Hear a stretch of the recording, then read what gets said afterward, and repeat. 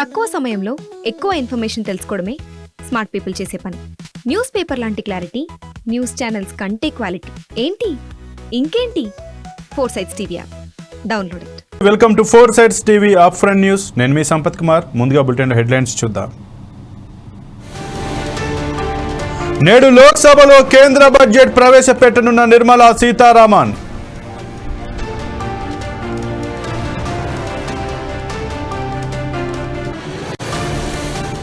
ఇవాళ అన్నమయ్య జిల్లాకు CM, సంబేపల్లిలో pension పంపిణీ.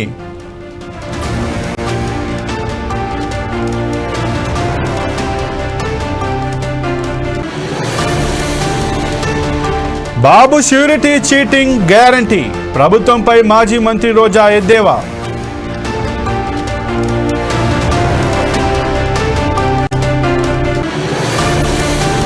తల్లి మృతదేహంతో 9 రోజులు, సికింద్రాబాద్ వారాసిగూడలో ఘటన.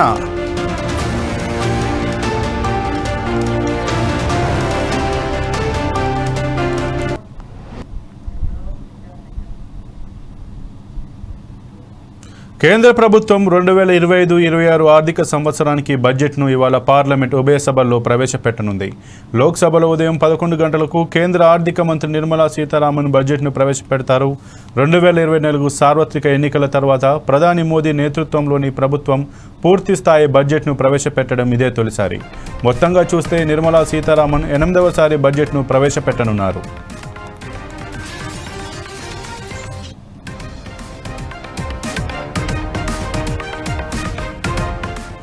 ఇక కేంద్ర బడ్జెట్ ఎలా ఉంటుందనే ఆసక్తి ప్రతి ఒక్కరిలో నెలకొంది. కొత్త పథకాలను ప్రవేశపెడుతుందా, ఉన్న పథకాలను కొనసాగిస్తుందా, ముఖ్యంగా ఆదాయ పన్ను చెల్లింపుదారుల విషయంలో కేంద్రం ఎలాంటి నిర్ణయం తీసుకోబోతుంది, పన్ను మినహాయింపుపై నిర్ణయాలు ఉంటాయా అనే ఆసక్తి నెలకొంది.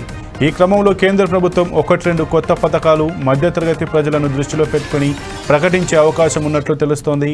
అదే సమయంలో ఇప్పటికే అమలులో ఉన్న పథకాలను కొనసాగించనున్నట్లు ప్రకటించే అవకాశం ఉంది.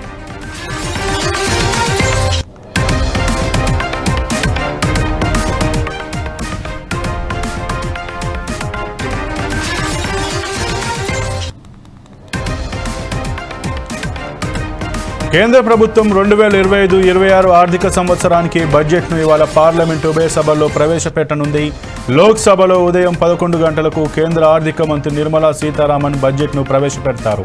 2024 సార్వత్రిక ఎన్నికల తర్వాత ప్రధాని మోదీ నేతృత్వంలోని ప్రభుత్వం పూర్తి స్థాయి బడ్జెట్ను ప్రవేశపెట్టడం ఇదే తొలిసారి. మొత్తంగా చూస్తే నిర్మలా సీతారామన్ 8వసారి బడ్జెట్ను ప్రవేశపెట్టనున్నారు. ఇక కేంద్ర బడ్జెట్ ఎలా ఉంటుందనే ఆసక్తి ప్రతి ఒక్కరిలో నెలకొంది.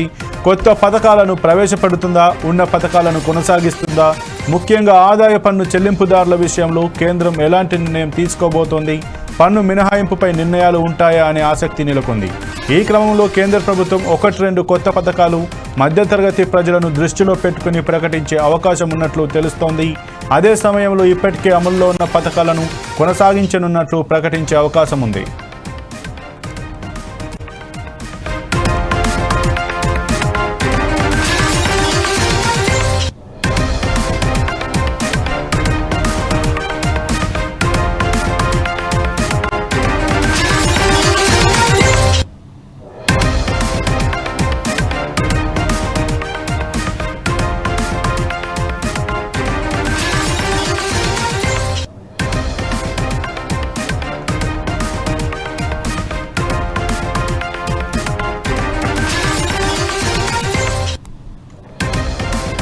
కేంద్ర ప్రభుత్వం 2025-26 ఆర్థిక సంవత్సరానికి బడ్జెట్ను ఇవాళ పార్లమెంటు ఉభయ సభల్లో ప్రవేశపెట్టనుంది. లోక్సభలో ఉదయం 11 గంటలకు కేంద్ర ఆర్థిక మంత్రి నిర్మలా సీతారామన్ బడ్జెట్ను ప్రవేశపెడతారు. 2024 సార్వత్రిక ఎన్నికల తర్వాత ప్రధాని మోదీ నేతృత్వంలోని ప్రభుత్వం పూర్తి స్థాయి బడ్జెట్ను ప్రవేశపెట్టడం ఇదే తొలిసారి. మొత్తంగా చూస్తే నిర్మలా సీతారామన్ 8వసారి బడ్జెట్ను ప్రవేశపెట్టనున్నారు. కేంద్ర బడ్జెట్ ఎలా ఉంటుందనే ఆసక్తి ప్రతి ఒక్కరిలో నెలకొంది. కొత్త పథకాలను ప్రవేశపెడుతుందా, ఉన్న పథకాలను కొనసాగిస్తుందా, ముఖ్యంగా ఆదాయ పన్ను చెల్లింపుదారుల విషయంలో కేంద్రం ఎలాంటి నిర్ణయం తీసుకోబోతోంది, పన్ను మినహాయింపుపై నిర్ణయాలు ఉంటాయా అనే ఆసక్తి నెలకొంది. ఈ క్రమంలో కేంద్ర ప్రభుత్వం 1-2 కొత్త పథకాలు మధ్యతరగతి ప్రజలను దృష్టిలో పెట్టుకుని ప్రకటించే అవకాశం ఉన్నట్లు తెలుస్తోంది. అదే సమయంలో ఇప్పటికే అమల్లో ఉన్న పథకాలను కొనసాగించనున్నట్లు ప్రకటించే అవకాశం ఉంది.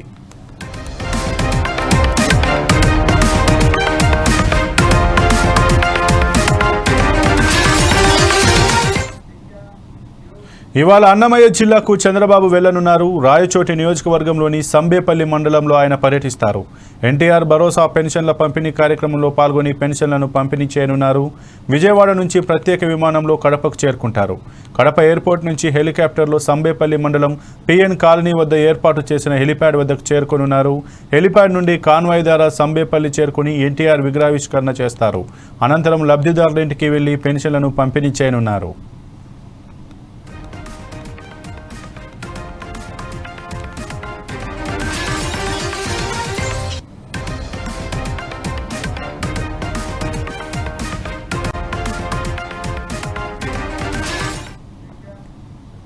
తల్లి మృతదేహంతో 9 రోజులు గడిపిన ఘటన సికింద్రాబాద్ వారసిగూడ పోలీస్ స్టేషన్ పరిధిలోని బౌద్ధనగర్లో లలిత అనే మహిళ మృతి చెందారు.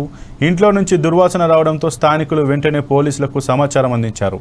అక్కడికి చేరుకున్న పోలీసులు లలిత మృతదేహాన్ని పోస్టుమార్టం నిమిత్తం గాంధీ ఆసుపత్రికి తరలించారు. ఆమె గుండెపోటుతో మరణించిందని పోలీసులు ప్రాథమికంగా నిర్ధారణకు వచ్చారు. తల్లి అకస్మాత్తుగా చనిపోవడంతో ఆమె 2 కుమార్తెలు మానసిక ఒత్తిడికి గురయ్యారు. ఏం చేయాలో తెలియక 9 రోజుల పాటు అదే ఇంట్లో ఒక గదిలో తల్లి మృతదేహాన్ని ఉంచి మరో గదిలో వారిద్దరు ఉన్నట్లు తెలుస్తోంది. అనుమానాస్పద మృతిగా కేసు నమోదు చేసి అన్ని కోణాల్లో దర్యాప్తు చేస్తున్నామని వారాసిగూడ పోలీసులు తెలిపారు.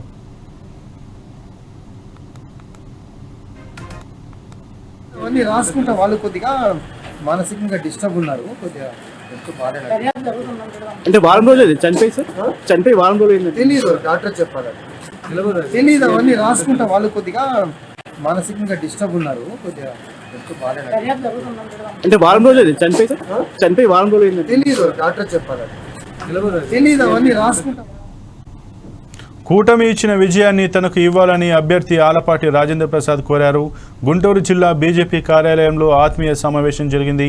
పోలవరం ప్రాజెక్టు అమరావతి రాజధాని పూర్తయితే భావితరాలకు ఎంతో మేలు చేస్తుందని రాజేంద్ర ప్రసాద్ అన్నారు. కూటమి ప్రభుత్వం ప్రజాక్షేత్రంలో ప్రజా మద్దతుతో కొనసాగుతూనే ఉండాలని తెలిపారు. అంబటి రాంబాబుకి ఎట్లా ఉందంటే పచ్చకావలకి ఊరంతా పచ్చగా ఉంటుంది అంట. ఆయన చేసిన పని మనం చేస్తున్నామని చెప్పి అనుకుంటే ఎట్లా? మేము దృష్టి సారిస్తారు. మేము ఉన్నప్పుడు మా వాళ్ళని ఎందుకు తీసుకెళ్తున్నారు? నైతిక విలువలు పాటించాలి అంటే మేము ఎవరిని తీసుకెళ్ళాల. స్వచ్ఛందంగా ఈ రోజున నిన్నటి దాకా విజయసాయి రెడ్డి ఈ రోజున స్వయంగా నేను సన్యాసం తీసుకున్నా, రాజీనామా చేశా అని చెప్తా ఉన్నాను. అండ్ అదేవిధంగా ఒక మహిళ అసలు ఎందుకు చేస్తున్నాడు జగన్మోహన్ రెడ్డి ఈ రోజున ఇంత అహంకారంతో వ్యవహరిస్తున్నాడని చెప్పి చెప్పుకుంటా ఉన్నాను. ఇవాళ రోజుకి కూడా నీరు గారిపోతూ ఉంది. వైసీపీ పార్టీ ఉంటుందా పోద్దా అని చెప్పి సింగిల్ మ్యాన్ ఆర్మీ లాగా తయారయ్యేలాగా ఉంది. ఆయన కూడా ఉంటాడా ఉండడా ఈ దేశంలో అని చెప్పి పెద్ద విషయం. అందుకనే వాటి గురించి మనం పెద్దగా ప్రస్తావించాల్సిన అవసరం లేదు. ఇవాళ ఒకటి నేను మనవి చేసేది ఏంటంటే, సమాజం అభివృద్ధి చెందాలన్నా ఈరోజు ఈ యొక్క గుంటూరు జిల్లాలో ఉన్నటువంటి మేయర్ పరిధిలో ఉన్నట్టు ఈ కార్పొరేషన్ అభివృద్ధి చెందాలన్నా, మున్సిపల్ కార్పొరేషన్ అభివృద్ధి చెందాలన్నా ఈరోజు స్టాండింగ్ కమిటీలో ఒక పాలసీ మ్యాటర్స్లో వీళ్ళందరూ ఇన్వాల్వ్ అవ్వాలి. అందుకనే ఏకాభిప్రాయం కోసం, అభివృద్ధి కోసం పయనించే ఈ ప్రభుత్వానికి మద్దతుగా వాళ్ళందరూ వచ్చి మేము సైతం అని చెప్పి ఈ రోజున ఈ కమిటీలు గెలిపించుకునే దాంట్లో భాగస్వాములు అవుతున్నందుకు మనందరం హర్షిద్దాం. ఇప్పుడు ముగ్గురు ఎంపీలు విజయసాయి రెడ్డి కూడా పార్టీకి వస్తానంటే ఆహ్వానిస్తారా? ఇప్పుడు రంగారెడ్డి జిల్లా మహేశ్వరం మండల పరిధిలోని నందుపల్లిలో భారీ అగ్ని ప్రమాదం జరిగింది. నందుపల్లిలో సినిమా చిత్రీకరిస్తుండగా ప్రమాదవశాత్తు సెట్లో ఒక్కసారిగా మంటలు చెలరేగాయి. తీవ్ర భయాందోళనకు గురైన మూవీ యూనిట్ సభ్యులు పరుగులు పెట్టారు. అనంతరం పోలీసులకు సమాచారం అందించారు. హుటాహుటిన ఘటనా స్థలానికి చేరుకున్న పోలీసులు, అగ్నిమాపక సిబ్బంది మంటలను అదుపు చేశారు. అగ్ని ప్రమాదం వల్ల దాదాపు 1,20,00,000 నష్టం వాటిల్లినట్లు సమాచారం.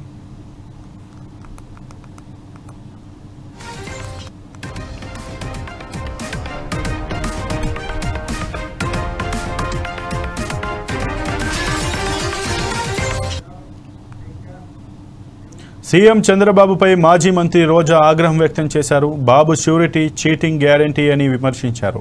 అధికారంలోకి వస్తే సూపర్ 6 ఇస్తామని చెప్పి మాట తప్పారని అన్నారు. మాట తప్పితే కాలర్ పట్టుకొని అడగమని లోకేష్ అన్నారని గుర్తు చేశారు. ఇప్పుడు ఎవరు కాలర్ పట్టుకోవాలో చెబుతారా అని ప్రశ్నించారు. బాబు బటన్ నొక్కడంలో ఎందుకు ఫెయిల్ అవుతున్నారని రోజా మండిపడ్డారు. ముఖ్యమంత్రి అయిన రోజు నుంచి దాదాపుగా 7 నెలలు అవుతుంది ఈ ఫీజు రియంబర్స్మెంట్ కోసం, వసతి దీవెన, విద్యా దీవెన కోసం ఒక్క రూపాయి కూడా చెల్లించకపోవడం సిగ్గుచేటని కూడా ఈ సందర్భంగా తెలియజేసుకుంటున్నా. ఎందుకంటే ఆనాడు వైఎస్ఆర్ గారు పెద్ద చదువులు ఉన్నవారికే కాదు, అర్హత ఉన్న ప్రతి పేద మధ్యతరగతి విద్యార్థికి అందించాలని గొప్ప మనసుతో ఈ ఫీజు రియంబర్స్మెంట్ తీసుకురావడం జరిగింది. దాన్ని జగన్మోహన్ రెడ్డి గారు తను అధికారంలో ఉన్న 5 సంవత్సరాలు సంపూర్ణంగా అమలు చేయడం మనం గమనించాం. కానీ ఈరోజు ప్రభుత్వం 3,900 కోట్ల ఈ ఫీజులు, స్కాలర్షిప్ల బకాయిల్ని ఆపేయటం ఎంతవరకు సమంజసమని నేను అడుగుతున్నా. ఎందుకంటే ఈరోజు మీరు చూస్తే విద్యా దీవెన కింద 2,800 కోట్లు, అలాగే వసతి దీవెన కింద 1,100 కోట్లు, అంటే దాదాపుగా 3,900 కోట్లని బకాయిలు పెట్టడం వల్ల కొన్ని కాలేజెస్ లో విద్యార్థుల్ని క్లాసులకి రానివ్వట్లేదు, కొన్ని కాలేజెస్ లో విద్యార్థులకి సర్టిఫికెట్లు కూడా ఇవ్వకపోవడం, కొన్ని చోట్ల విద్యార్థులు చదువుకు దూరవడం చూస్తుంటే చాలా చాలా బాధేస్తుంది. ఎందుకంటే విద్యతోనే పేదరికం సమూలంగా నిర్మూలించే అవకాశం ఉంది. అందుకే రాజశేఖర రెడ్డి గారు, జగన్మోహన్ రెడ్డి గారు పేద పిల్లలకి చక్కటి చదువును అందించి ఆ కుటుంబాలు ఆర్థికంగా ఎదిగే విధంగా, సమాజంలో గౌరవంగా ఉండే విధంగా అన్ని రకాలుగా ఎలా అండగా నిలబడ్డారో మనం గమనించాం. కానీ చంద్రబాబు నాయుడు గారు డబ్బున్న వాళ్ళు మాత్రమే చదువుకోవాలి, తన పార్టీలో ఉన్న ప్రైవేట్ స్కూళ్ళు, కాలేజీలు ఉన్న వాళ్లే ఫీజులు దండుకోవాలి అన్నట్టుగా ఈరోజు పేద విద్యార్థుల్ని చదువుకు దూరం చేసే విధంగా చర్యలు చేపట్టడం, ఇవ్వాల్సిన బకాయిలు ఇవ్వకపోవడం అనేది మనం గమనించాలి. అండ్ ఈరోజు ఫీజు రియంబర్స్మెంట్ అలాగే స్కాలర్షిప్లు బకాయిలు తొందరగా చెల్లించండి అయ్యా అని అడిగితే దానికి కొంతమంది మంత్రులు మీరు బకాయిలు పెట్టలేదా, మీ ప్రభుత్వంలో బకాయిలు లేవా అని విచిత్రంగా మాట్లాడుతున్నారు. చంద్రబాబు నాయుడు గారు ముఖ్యమంత్రి అయిన రోజు నుంచి దాదాపుగా 7 నెలలు అవుతుంది ఈ ఫీజు రియంబర్స్మెంట్ కోసం, వసతి దీవెన, విద్యా దీవెన కోసం ఒక్క రూపాయి కూడా చెల్లించకపోవడం సిగ్గుచేటని కూడా ఈ సందర్భంగా తెలియజేసుకుంటున్నా. ఎందుకంటే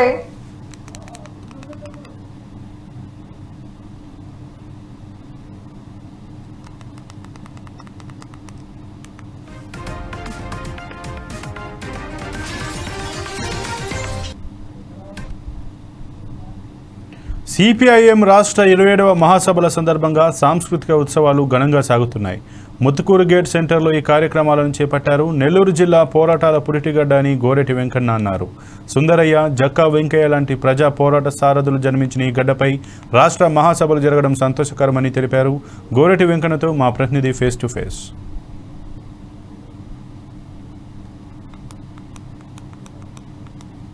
జరుగుతున్న నేపథ్యంలో నెల్లూరు జిల్లాకి మన గోరేటి వెంకన్న గారు ప్రముఖ కవి మన ముందున్నారు. వారిని అడిగి రాష్ట్ర మహాసభలకు సంబంధించి ప్రాముఖ్యత వారి మాటల్లో అడిగి తెలుసుకుందాం. దానికి సంబంధించి మా సిపిఎం వాళ్ళు పిలిచినారు. ఈ ఛానల్ వారికి శుభాకాంక్షలు. నేను ఇక్కడ వచ్చింది సిపిఎం సభలకు. పుల్లయ్య, వెంకటేశ్వరాలంతా పిలిచినారు, వచ్చినాను. ప్రతిసారి అంత గతంలో కూడా సిపిఎం రాష్ట్ర మహాసభలు ఉంటే నిన్న తమ్మారెడ్డి భరద్వాజ్ వచ్చినాడు, ఈరోజు నేను వచ్చినాను. దేశంలో జరుగుతున్న, రాష్ట్రంలో నడుస్తున్న ప్రజల యొక్క జీవన స్థితిగతుల మీద, సమాజం మారింది, టెక్నాలజీ వచ్చింది, అభివృద్ధి వచ్చింది, కానీ ఒక స్థితి ఏర్పడది. రాజ్యాంగ పరిరక్షణ అనేది ఒకటి, ప్రజాస్వామిక హక్కులు 2, మూడోది ఇంతకాలం జరుగుతాయని ఏ రాజ్యాంగం ప్రసాదించిన కార్మిక చట్టాలు ప్రపంచవ్యాప్తంగానే చికాగో నగరం అనే కాకుండా 10 గంటల హక్కు కోసం ఎంత కష్టపడి సాధించుకున్నారు 8 గంటలు, దాన్ని కూడా ఇవాళ యాజమాన్యాలు ఊతర కొడుతున్నాయి. 12 గంటలు పనిచేయాలి, 24 గంటలు పనిచేయాలని. మళ్ళీ మనుషులను బానిస సమాజంలో పద్ధతిలోకి పెట్టుబడిదారి దశ దాటి సామ్రాజ్యవాద గ్లోబల్ క్యాపిటల్ ఈ దశలో శ్రామికులను పని చేసే సరుకుగానే భావిస్తున్నారు. వారికి ఆత్మ, మనిషిగతం అని లేదు. కనుక కార్మికులే కాదు, రైతులకు గిట్టుబాటు ధరలు లేవు, అట్టడున్న భూమి హక్కు లేని దళితులు, భూములు లేని దళితులు, గిరిజనుల పరిస్థితున్నాయి. సమాజంలో అత్యంత వెనుకబడ్డ కష్టజీవి పునాది కింద వాళ్ళకు ఈ ప్రభుత్వం ఉన్నోళ్ళకి చేయడం, ఆ ప్రభుత్వం ఏం చేయాల్సిన అవసరం లేదు. ఉన్న వాళ్ళు వాళ్ళ జాదా హుషారితనంతో, వాళ్ళ తెలివితోని, వాళ్ళు పాశ్చాత్య సమాజాల నుంచి నేర్చుకున్న బలవంతుడు బలహీనంచడం, తాను ఎంతకంటే అంత వ్యక్తిత్వ వికాసం రాష్ట్రం నీవు అభివృద్ధిగా నీవు ఒక మెట్టు పైకి ఇవ్వడం గొప్పతనం. అది కాదు, నీవు సమాజంలో ఒక భారతీయ తత్వం అనేది ఇప్పుడు నేను కమ్యూనిస్టులకు మర్చిపోయిన దాన్ని కమ్యూనిస్టులకు గుర్తు చేయాలనుకుంటున్నాను. భారతీయ తత్వమే నీకు ఎంత సంపద ఉంటే గొప్పది, నీవెంత ఉన్నతం అయితే గొప్పది, నీవే పదవి ఉంటే గొప్పది కాదు, నీవెంత సాధారణంగా బతికితే అంత గొప్పది అనేది భారతీయ తత్వం. దానికి ఆద్యుడు బుద్ధ భగవానుడు. బుద్ధ భగవానుడు రాజ్యాన్ని వదిలిపెట్టి సర్వసంగ పరిత్యాగి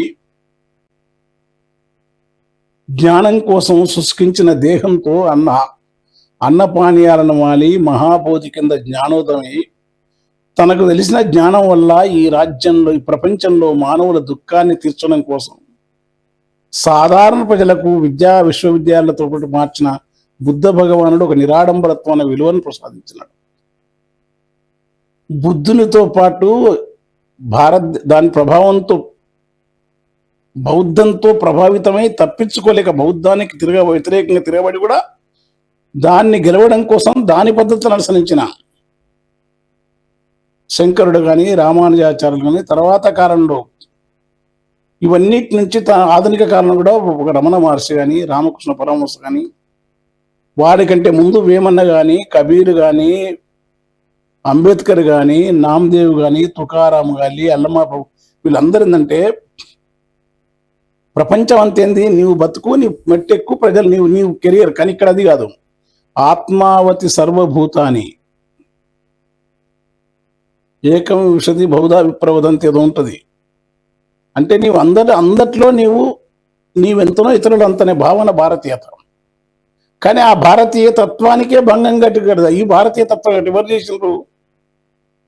బౌద్ధం యొక్క ప్రభావంతో అభినవగుప్తుడు, పూర్ణ 7వ శతాబ్దం అభినవగుప్తుడు ఏది వాస్తవం నాగార్జున సిద్ధ శూన్యవాదము, లేదా మాధ్యమికవాదం, లేకుంటే శంకరుని అద్వైతము, రామానుజుని విశిష్టాద్వైతం, వీటన్ని పరంపరలో ఈ దేశంలో ఈ సంస్కరణలతో అనే పైకి కనపడ్డ అనేక ఘర్షణల మధ్య ఒక ఉత్తమ విలువలను ప్రసాదించింది. అది మారిపోయి మనిషి కొందరు గొప్పవాళ్ళు, కొందరు ఉన్నతులు, కొందరు చాకరీ చేయడం కోసం, కొందరు పాలించనికున్నారు అనే ఒక సిద్ధాంతం అమలు జరిపే ఒక మనువు దుర్మార్గ విధానం ఈ దేశంలో నెలకొల్పే క్రమం సాగుతున్నప్పుడు దానికి భిన్నంగా ఇది కాదు భారతీయ తత్వం అని నిజమైన ఆధ్యాత్మిక తత్వాన్ని, నిజమైన విప్లవాన్ని, ప్రజల యొక్క క్షేమాన్ని మార్క్సిజం సంగతి వేరు. మేము కళా, తాత్విక, సాంస్కృతిక రంగాల్లో పనిచేస్తున్నాం. కవిత్వ రంగంలో తెలిసితేనే మాకు అర్థం ఏంటంటే నీవు బాగుండాలి. మాకు గురువులు ఎవరు? వేమన. మాకు గురువులు ఎవరు? వీరబ్రహ్మం. మాకు గురువులు ఎవరు? బుద్ధుడు. మా గురువులు ఎవరు? కబీర్. మా గురువు ఎవరు? మార్క్స్. మా గురువు ఎవరు? అంబేద్కర్. మా గురువులు ఎవరు? సుందరయ్య గారు. ఇట్లా ప్రతి మనిషిలో దైవాన్ని చూడాలన్న తత్వంతో ప్రతి మనిషి క్షేమాన్ని కాకుండా కొందరు బాగుండాలా, కొందరికి దోషి పెట్టాలనే విధానం మొదలైంది. ఏ మతోన్మాదమైనా సరే, హిందూ మతోన్మాదమే కాదు, ముస్లిం మతోన్మాదమైనా, క్రైస్తవ మతోన్మాదం, మతాలన్నిటి వాళ్ళ వ్యక్తిగత విశ్వాసాలుగానే ఉండాలి. అవి ఉన్మాదంగా పరిణమించొద్దు. ఒక మతం గొప్పది, ఒక మతంతో అన్ని మతాలలో అదే ఉంది. కనుక నాకు వ్యక్తిగతంగా అంటే అన్ని మతాలలో శాంతసత్వం ఉంది. ఎందుకంటే క్రైస్తవ మతంలో కూడా పూనకం చేస్తుంటారు, ఇస్లాం మతంలో భయంకరమైన శిక్షలు ఉంటాయి, హిందూ మతంలో కొందరు అలాంటి మహబూబ్నగర్ జిల్లాలో తమ భూమి కబ్జాకు గురైందని అధికారులు సర్వే నిర్వహించి తమకు న్యాయం చేయాలని బాధితులు ఆందోళన వ్యక్తం చేశారు. జడ్చర్ల మండలం గంగాపూర్ చౌడగడ్డ తండాకు చెందిన గిరిజన రైతులకు చెందిన ఎకరా భూమిని జిల్లాకు చెందిన ఓ వ్యక్తి కబ్జా చేశాడని ఆరోపిస్తున్నారు. దీనిపై ఇప్పటికే పలుమార్లు మండల సర్వే చేస్తే 1 ఎకరా పొలం తక్కువగా చూపిస్తోందని, పట్టాలు 5 ఎకరాలు ఉన్నప్పటికీ సర్వే చేస్తే 4 ఎకరాలు మాత్రమే చూపిస్తుందని బాధితులు వాపోతున్నారు. అధికారులు చొరవ తీసుకొని న్యాయం చేయాలని డిమాండ్ చేస్తున్నారు. భూమి 975 అండ్ 973లో కబ్జాకు గురైంది. ఇట్టి భూమి కోసం మేము గత 8 నెలలుగా కలెక్టర్ ఆఫీస్ చుట్టూ, ఎమ్మెల్యే ఆఫీస్ చుట్టూ, మండల ఆఫీస్ చుట్టూ తిరగడం జరుగుతుంది. గత 3 నెలల క్రితం మండల్ సర్వే చేసిన తర్వాత మండల్ సర్వేలో నిరూపితమైంది మా యొక్క 973 భూ సర్వే నెంబర్లో మాకు రావాల్సిన భూమి ఏదైతే 1 ఎకరా ఉందో ఆ 1 ఎకరా రవిప్రకాష్ అనే ఒక వ్యక్తి కబ్జాలో ఉందనేసి నిరూపితమైంది. అయితే ఆ రోజు అట్టి భూమిని మండల ఆఫీస్లో మేము ఏదైతే టీపాన్ ప్రకారం సర్వే చేసిన తర్వాత తేలిపోయిందో అప్పుడు మళ్ళీ అతను వచ్చి అబ్జెక్షన్ చేయడం జరిగింది. ప్రీవియస్గా మేము డిఐ సర్వే చేసిన తర్వాత మండల్ సర్వే ఎలా చేస్తారు మీరు, అది అలా చేయడం కరెక్ట్ కాదని చెప్పడం వల్ల మేము ఏడీ సర్వేకి దరఖాస్తు చేసుకోవడం జరిగింది. అయితే ఏడీ సర్వే దరఖాస్తు చేసుకున్న తర్వాత అందరి సమక్షంలో అతను ఒప్పుకున్నారు. ఏడీ సర్వే చేసి ఎవరికి ఎక్కడ రావాలో అక్కడ భూమి తీసుకుందాం, నాకు ఎలాంటి అభ్యంతరం లేదని చెప్పడం జరిగింది. అయితే ఇట్టి భూమికి మేము ఏడీ సర్వే అప్లై చేసిన తర్వాత మొదటగా November 15th రోజు మేము డీడీ కట్టడం జరిగింది. తర్వాత November 27వ తారీఖు మాకు సర్వే చేయటకు ఏడీ గారు డేట్ ఇవ్వడం జరిగింది. అయితే కొన్ని అనివార్య కారణాల వల్ల సీఎం గారు అమిస్తాపురంలో సభ ఉండడం వల్ల ఏడీ గారు నేను రాలేనని ఫోన్లో చెప్పడం జరగడం వల్ల క్యాన్సిల్ అవ్వడం జరిగింది. దాని తర్వాత ఎవరైతే మా భూమి యొక్క కబ్జాలో ఉందో ఆ వ్యక్తి వెళ్ళి ఏడీ గారిని ప్రలోభాలకు గురి చేసి ఏడీ గారితో చెప్పడం జరిగింది, ఏమని భూమి సర్వే చేయొద్దని చెప్పి. దాని తర్వాత మేము మళ్ళీ ఎమ్మెల్యే గారితో కలెక్టర్ ఆఫీస్లో, ప్రజావాణిలో, టీవీలో కూడా ఇవ్వడం జరిగింది. ప్రజావాణిలో కూడా మెయిన్ శీర్షిక ఈనాడు పేపర్లో కూడా రావడం జరిగింది. తర్వాత కలెక్టర్ గారికి మేము ప్రజావాణిలో 3 సార్లు వెళ్ళడం జరిగిన తర్వాత ఎమ్మెల్యే గారిని కలిసిన తర్వాత ఎమ్మెల్యే చెప్పినా కూడా ఏడీ నేను సర్వేకి నిరాకరించడంతో ఎమ్మెల్యే గారు మన కలెక్టర్ గారికి లెటర్ రాయడం జరిగింది. తర్వాత కలెక్టర్ గారు పర్సనల్గా ఏడీ గారిని పిలిపించి ఎట్టి పరిస్థితుల్లో కూడా మీరు సర్వే చేయాలని చెప్పడం జరిగింది. హ్యాస్ పర్ టీపాన్ సర్వే మేము కోరుకుంటున్నాం సార్. మా యొక్క భూమి 970. మాజీ మున్సిపల్ చైర్మన్, వైస్ చైర్మన్లను మాజీ మంత్రి కేటీఆర్ తెలంగాణ భవన్లో ఘనంగా సన్మానించారు. వారి పదవీ కాలం ముగియడంతో వారికి మెమెంటోలను అందజేశారు. వారు ప్రజలకు చేసిన సేవలను మాజీ మంత్రి కొనియాడారు.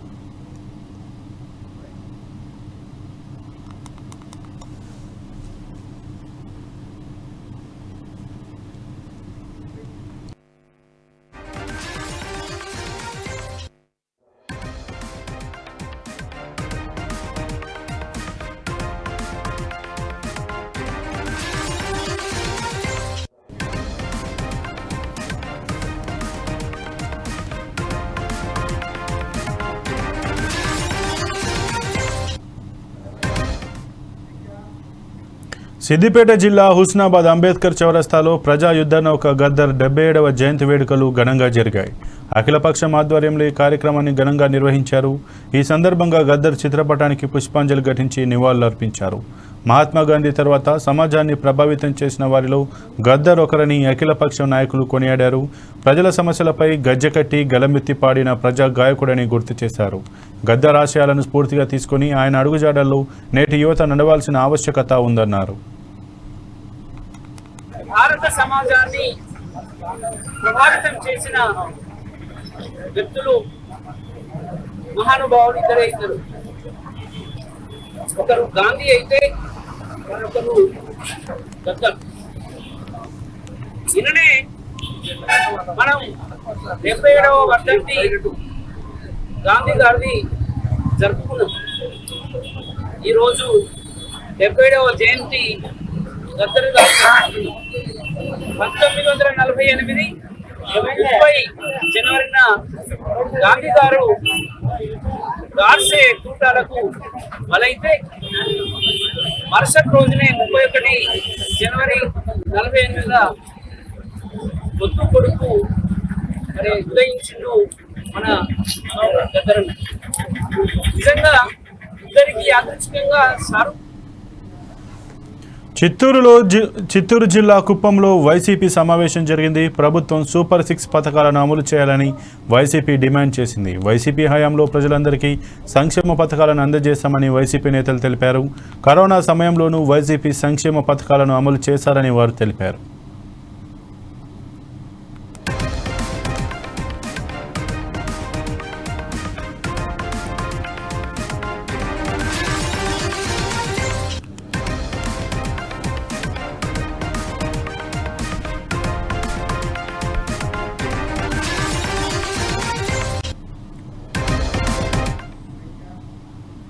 మహబూబాబాద్ జిల్లాలో రోడ్డు భద్రతపై విద్యార్థులచే వినూత్న రీతిలో పిరమిడ్స్ నిర్వహించారు. ఫాతిమా హైస్కూల్లో విద్యార్థులు మానవహారాన్ని చేపట్టారు. పాఠశాలలో రవాణా శాఖ ఆధ్వర్యంలో రహదారి భద్రతపై అవగాహన కార్యక్రమం నిర్వహించారు. హెల్మెట్ వినియోగం వల్ల కలిగే లాభాలను విద్యార్థులకు వివరించారు. మద్యం సేవించి వాహనాలు నడపరాదని, కారులో ప్రయాణిస్తున్నప్పుడు సీట్ బెల్ట్ తప్పనిసరిగా పెట్టుకోవాలని రవాణా శాఖ అధికారులు తెలిపారు.